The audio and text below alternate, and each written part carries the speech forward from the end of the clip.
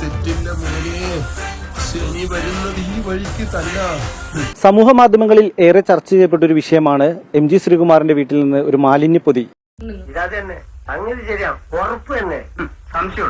അത് കായലിലേക്ക് വലിച്ചെറിയുകയും അതുമായി ബന്ധപ്പെട്ടുകൊണ്ട് അദ്ദേഹം 25,000 രൂപ പിഴയായി ഒടുക്കുകയും ചെയ്തു എന്നുള്ളത്. കേരളത്തിന്റെ ഒരു സ്റ്റൈല്. ഇതുമായി ബന്ധപ്പെട്ട് MG ശ്രീകുമാറിന് എന്താണ് പറയാനുള്ളത് എന്ന് നമുക്ക് നോക്കാം. ഇതിനെക്കുറിച്ച് രണ്ടു വാക്ക് പറ. ഇതിനെക്കുറിച്ചാ? അപ്പൊ അങ്ങനെ പ്രത്യേകിച്ച് അവിടെ ഒരു മാലിന്യം എന്ന് പറയുന്ന ഒരു മാവുണ്ട്. രാമദാസ മോനെ, നീ പറയുന്നത് നീ എത്ര പുളു വേണമെങ്കിലും അടിച്ചോ, പക്ഷെ കേൾക്കുന്നവർ കൂടി ദഹിക്കണം. ആ മാവിൽ നിന്ന് കുറെ മാങ്ങ വീഴും, അത് വെള്ളത്തിലോട്ടും വീഴും അകത്തും വീഴും. അപ്പൊ ഞാൻ വന്നപ്പോഴത്തേക്കും കുറെ ആൾക്കാർ വന്നിട്ട് അവിടെ പേപ്പർ എഴുതി വെച്ചു 25,000 രൂപ മാലിന്യം ഒഴിക്കും. അപ്പൊ ഞാൻ തർക്കിച്ചില്ല, കാരണം ചെയ്തത് എന്റെ അവിടെ നിന്നൊരു സെർവന്റ് ആണ്.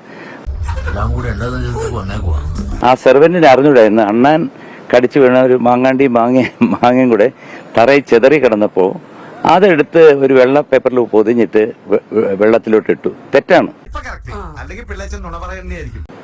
സത്യത്തിൽ അത് അവർക്ക് അറിഞ്ഞൂടാതെ ചെയ്താണ്.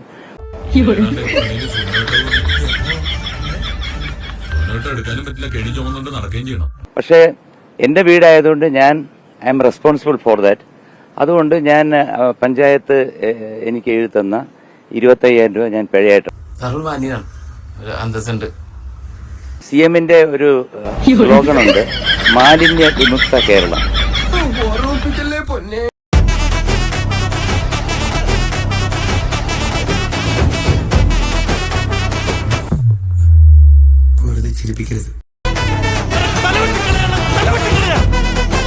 CMന്റെ ഒരു സ്ലോഗനുണ്ട്, മാലിന്യ വിമുക്ത കേരളം.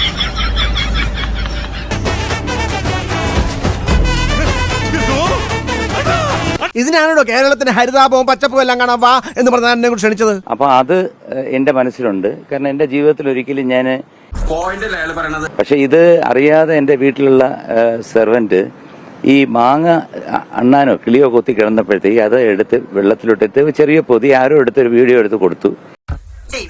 സമാധാനമായി, ഇന്നും ഒരു ഉപകാരം ചെയ്യാൻ കഴിഞ്ഞല്ലോ, നാളെ ഒരു ഉപകാരം ചെയ്യാനുള്ള പാർട്ടി കൊണ്ടുതരാം. അതിന് ഞാൻ പിഴയടച്ചു. അപ്പൊ എന്തായാലും ഒരു മാങ്ങാണ്ടിക്ക് 25,000 രൂപ എന്ന് പറയുന്ന ഒരുപക്ഷെ ചരിത്രത്തിൽ ആദ്യമായിട്ടായിരിക്കും ഇങ്ങനെ ഒരു പിഴ. ഇത് ഞങ്ങളോട് പറഞ്ഞു തിരിക്കട്ടെ, പുറത്തൊരു മനുഷ്യരിത് അറിയരുത്. എന്തായാലും നാട്ടുകാരുടെ എനിക്കൊരു നല്ല മതിപ്പായല്ലേ? സംശയമുണ്ടോ? ഈ നാടങ്ങട്ട് ഇളകി മറിഞ്ഞില്ലേ?